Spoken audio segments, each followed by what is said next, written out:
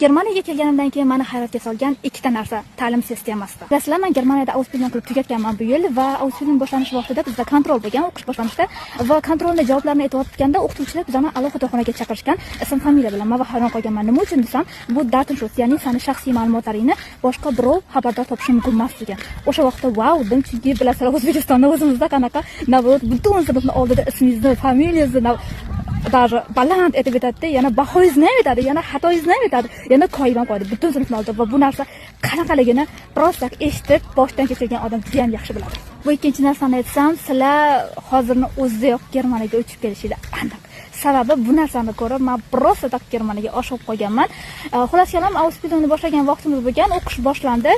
Birinchi dars o'tdi, ikkinchi dars o'tdi, uchinchi dars o'tdi va bizga uyga vazifa berilmayapti. Va o'qituvchidan so'radim, nimaga bizga uyga vazifa berilmayapti desam, xolos kelam Ausbildungda uyga vazifa berish mumkin emas ekan. Bu ya'ni o'quvchiga дополнительный, ya'ni doppelt shtress hisoblanadigan va buni eshitib wow dedim.